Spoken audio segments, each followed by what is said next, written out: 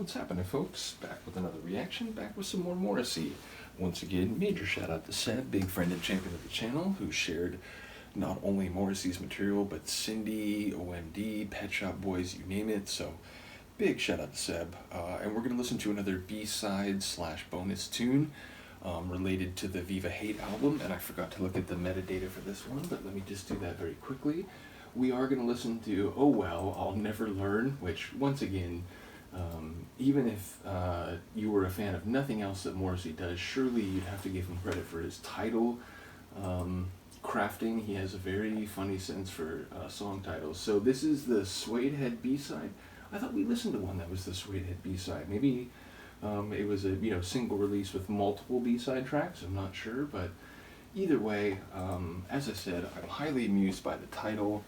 It suggests there's a certain degree of resignation, a certain degree of resigned acceptance, that there's a certain type of behavior or psychological or emotional disposition that no matter how hard you might try to reprogram yourself, you simply will not be able to change.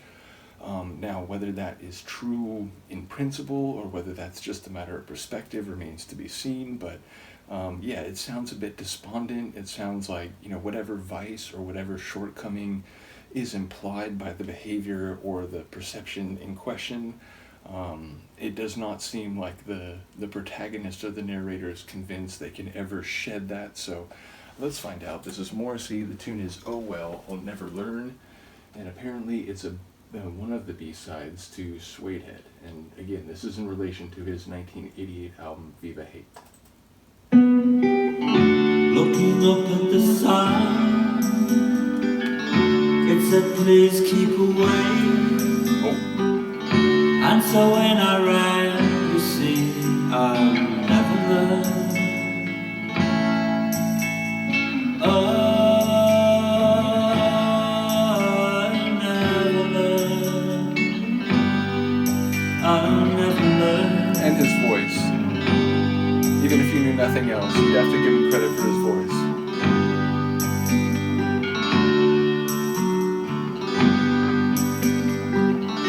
Chapter 1 again. Here I go again. I found the fountain of youth and I fell in. How could I ever win? I'll never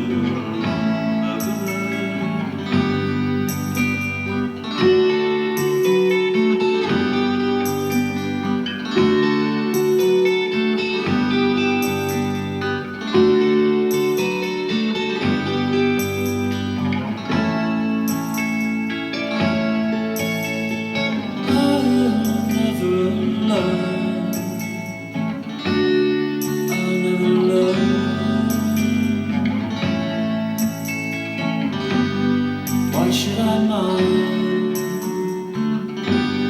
Why should I care?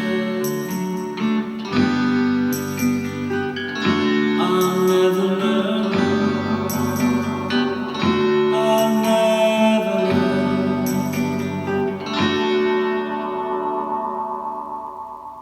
A short one.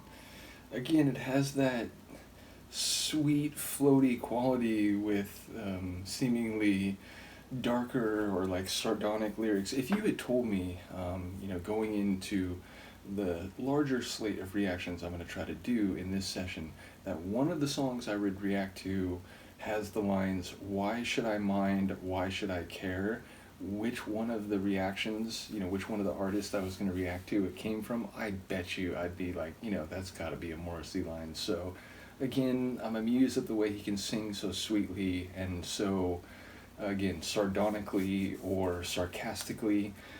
And yeah, it's weird. It sounds like he's saying, that there is some vice. I wondered if it was like falling into the fountain of youth that is the thing, that is the mistake, that, is indicative of him not learning.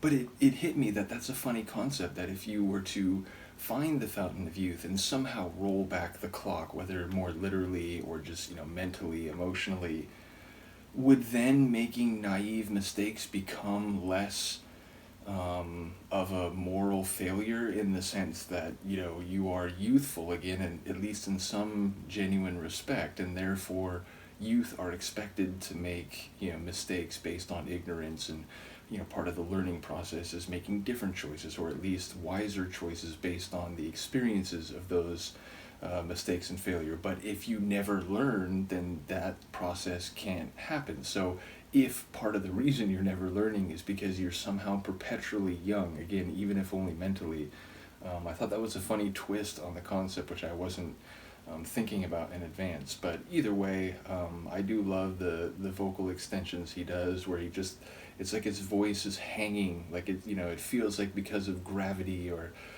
the way that people inevitably run out of air, even, you know, those who can hold a note for a long time, that it should come back to earth. But it's sort of like, it feels like a feather that catches a gust of wind, where it's like, oh wait, no, it went up again. I thought for sure he was sort of like ending that one, closing it off, and then it just floats up again. So as I said, even if you knew nothing else about him, his wit in writing titles, the sort of pained, sarcastic or sardonic lyrics, and his vocal flourishes are all to be commended. So yeah, having now gone through the bulk, not all of, you know, there's some tunes that I didn't have access to, so I haven't gone through them. Maybe at some point we'll do that, but having gone through the bulk of the Smiths material, and now a full album plus of his solo material, you know, there's this, you know, he's in his own musical, artistic lane, and even though it's a sort of morose and, again, sarcastically sharp alleyway,